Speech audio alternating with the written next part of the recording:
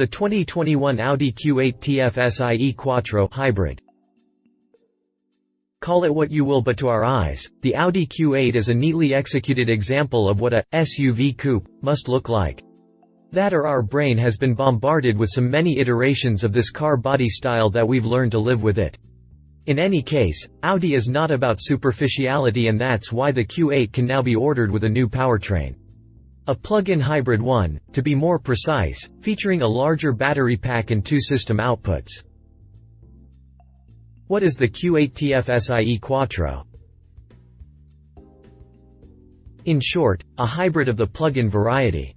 Meaning, it has a turbocharged combustion engine 3.0-liter V6 good for 340 PS, 335 horsepower, and 450 Nm, 332 pound-feet of torque, and an electric motor with a peak power of 100 kilowatts. The E-motor is located in the 8-speed Tiptronic gearbox's housing and is juiced up by a 17.8 kWh battery pack. Under normal driving parameters, the Quattro all-wheel drive setup routes 40% of the torque to the front wheels, while the rest of 60% goes to the rear axle. However, depending on your right foot input and road conditions, for example, the system can send up to 85% of torque to the front axle or up to 70% to the rear one. Q8 55 TFSI Quattro versus Q8 60 TFSI Quattro.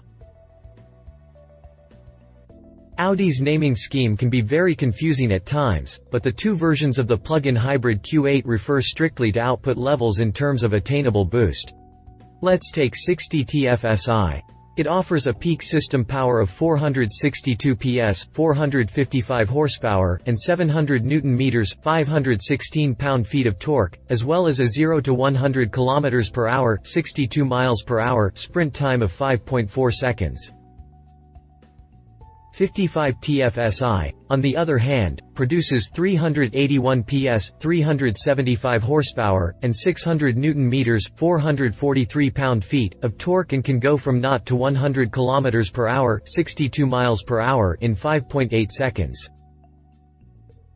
Both variants' top speed is capped at 240 km per hour, 149 miles per hour. Most importantly, 55 TFSI Quattro can travel on electricity alone for 47 kilometers (29 miles), roughly, while 60 TFSI Quattro can go for 45 kilometers (28 miles) with a full battery up to speeds of 135 kilometers per hour (84 miles per hour). As usual, the driver decides what sort of setup is best for his needs via a couple of preset modes that shape the hybrid system's behavior accordingly. These are EV and hybrid, with the mention that hybrid is further branched into auto, hold, and charge sub-modes. Audi also tells us that the Q8 Quattro, regardless of what number sits before TFSI, can recuperate up to 25 kilowatts of power just by coasting.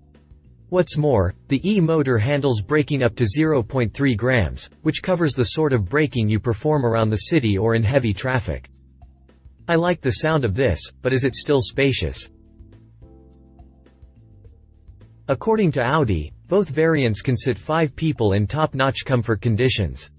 Space-wise, the even-loading floor trunk has a volume of 505 liters (17.8 cubic feet).